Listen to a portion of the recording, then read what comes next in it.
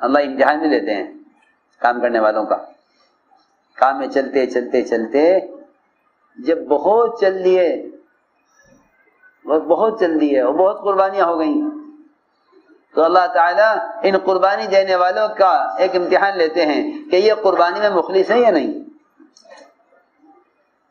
قربانی میں مخلص ہے یا نہیں؟ ہاں، اس لیے کہ ایک تو مخلص ہوتا ہے، ایک مفلس ہوتا ہے. مفلس، جی ہاں، مفلس کسے کہتے ہیں؟ کہ مفلس کہتے ہیں جس کو پھوٹی کوڑیاں چاہیے. فلوس والا،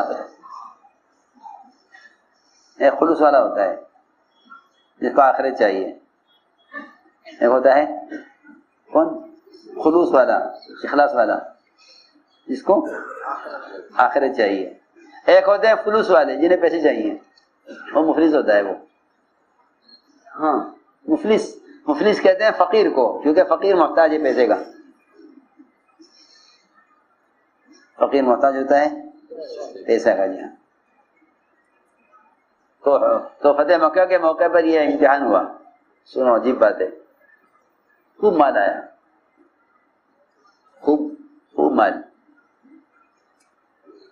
اللہ نے مال دیا.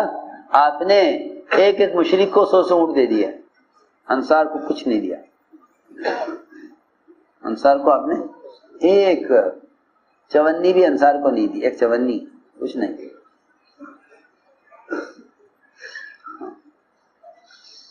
تو انصار میں یہ بات چل گئی، انصار میں یہ بات چل پڑی کہ ہم نے آپ کو ٹھکانہ دیا، ہم نے آپ کو مدینے میں آپ کا استقبال کیا، اور سارے عرب سے ہم نے دشمنی مول لی، سب ہمارے خلاف ہوئے آپ کی وجہ سے، اور ہم نے سب کا مقابلہ کیا آپ کی وجہ سے، اور آپ کی حفاظت کی، اور آپ کو مکے سے نکال کر مدینے میں رکھا. ہم نے یہ کیا، ہم نے یہ کیا. سنو غور سے، جنہیں محروم ہونا ہوتا ہے نا، وہ اپنی پچھلی قربانیاں یاد کرتے ہیں. ہم نے یہ کیا، ہم نے یہ کیا، ہم نے یہ کیا. میری بات دھیان سے سننا ہوگی بہت. جنہیں محروم ہونا ہوتا ہے وہ کیا کرتے ہیں؟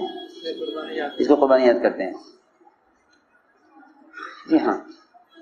اور جب مخلص ہوتے ہیں وہ اپنی قربانی یاد نہیں کرتے، وہ کوتاہیاں یاد کرتے ہیں. ہم سے کوئی غلطی ہو گئی، ہم سے کوئی غلطی ہو گئی. جی ہاں، ہم سے کوئی غلطی ہو گئی. کیا غلطی ہو گئی؟ ہاں جی، قربانیاں دینے والے مخلص وہ اپنی کوتاہیاں یاد کرتے ہیں، اور جو مخلص نہیں ہوتے وہ قربانیاں یاد کرتے ہیں. تو انصار میں یہ بات پھیل گئی کہ جب انہیں کوئی پوچھنے والا نہیں تھا تو ہم نے ان کو ٹھکانہ دیا، اور آج جب ہماری کوشش سے اور محنت سے مسلمانوں کی تعداد اتنی ہوئی کہ اللہ نے فتح دی اور مال دیا، تو انہوں نے سارا مال تقسیم کر دیا مہاجرین میں. جی ہاں، ان کو وطن کی محبت واپس آ گئی ہے، ان کو مکے والے کی محبت واپس آ گئی.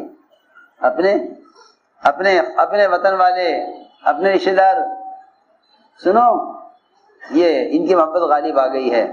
آپ نے انصار کو اس وقت بھلا دیا. یہ بات چلی انصار میں، تو آپ کے پاس خبر پہنچ گئی کہ انصار میں یہ بات چل رہی ہے. آپ نے فرمایا کہ انصار کو ایک جگہ جمع کر لیا جائے، انصار کو ایک جگہ جمع کر لیا جائے، اور انصار کے علاوہ کوئی ایک مہاجری بھی، ایک فرد بھی ساتھ نہ ہو ان کے، صرف انصار ہوں. آپ تشریف لگے انصار میں. ہم نے بیان کیا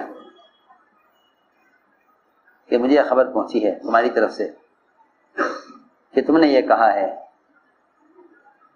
کہ ہم نے تو یہ قربانیاں دیں، اور آج مال آیا تو سارا مال مہاجرین میں، طلقاء میں، مشرکین میں، اور نئے اسلام میں داخل ہونے والوں میں اور قریش میں تقسیم ہو گیا، ہمیں نہیں دیا. تو انصار روئے. انصار نے کہا کہ یا رسول اللہ، ہرگز یہ بات ہم میں سے پرانے نے کسی نے نہیں کہی، یہ کسی نئے آدمی نے بات چلائی ہے.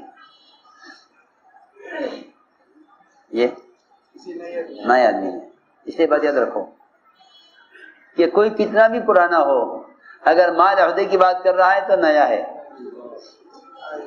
جی ہاں یہ بتلایا، حالانکہ انصار میں سے ہے.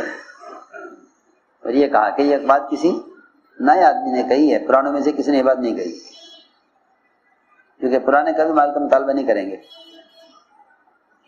ہماری بات سمجھو غور سے، پرانے مال کا مطالبہ نہیں کریں گے. جی ہاں، پرانے کبھی مال کا عہدے کا مطالبہ نہیں کریں گے. وہ پرانے وہ ہوتے ہیں، کیونکہ مخلصین وہ ہوتے ہیں کہ اگر وہ گم ہو جائیں تو کوئی ان کو تلاش نہ کرے، اور اگر وہ مل جاویں، موجود ہوں مجلس میں، تو کوئی ان کی پرواہ نہ کرے. وہ ہوتے ہیں مخلصین. مخلصین وہ ہوتے ہیں اگر کھو جائیں تو کوئی تلاش نہ کرے، اور مل جاویں تو کوئی ان کی کوئی پرواہ نہ کرے. دیکھو نا حدیث میں. جی ہاں، مخلص وہ نہیں ہوتے جو اپنے آپ کو خود پیش کر کے میں بھی ہوں، میں بھی تو ہوں، میرا بھی تو خیال کرو. جی ہاں، وہ نہیں. وہ اپنے آپ کو جی ہاں خود پیش نہیں کرتے. مخلصین وہ ہوتے ہیں اپنا تعارف نہیں کراتے. مخلصین تو شہرت سے ڈرتے ہیں. مخلصین شہرت سے ڈرتے ہیں. جی ہاں، مخلصین شہرت سے ڈرتے ہیں. ہاں، مخلصین شہرت سے ڈرتے ہیں، اور شہرت کے کام بھی نہیں کرنا چاہتے. جب مدینہ منورہ میں آگ نکلی، حضرت عمر نے کہا کہ تمیم اس آگ کو پہاڑ میں داخل کرو.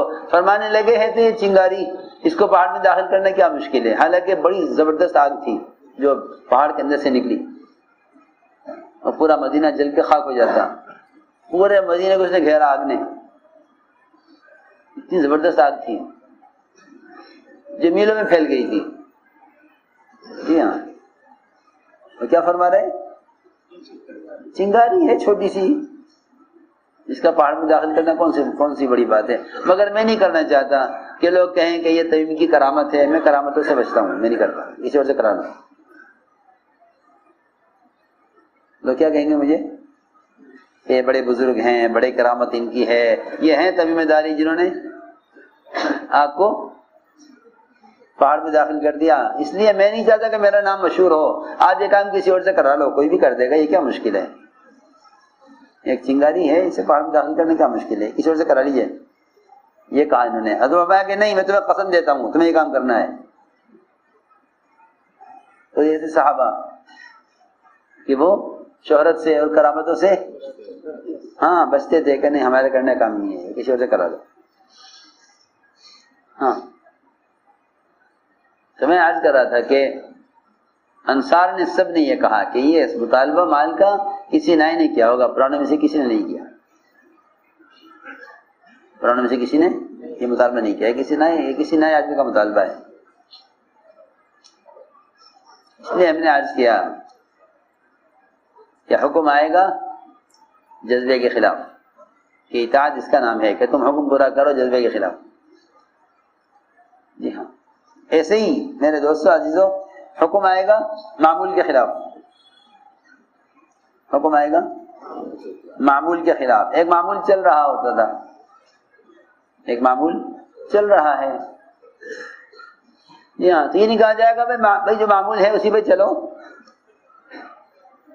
سنو غور سے، کہ حکم آئے گا معمول کے خلاف. اسے بھی امتحان ہے اطاعت کا. ہاں، اسے بھی امتحان ہے اطاعت کا کہ حکم آئے گا معمول کے خلاف. حضور اکرم صلی اللہ علیہ وسلم اور آپ کے صحابہ آپ کے ساتھ نماز پڑھتے تھے بیت المقدس کی طرف. پڑھتے تھے بیت المقدس کی طرف.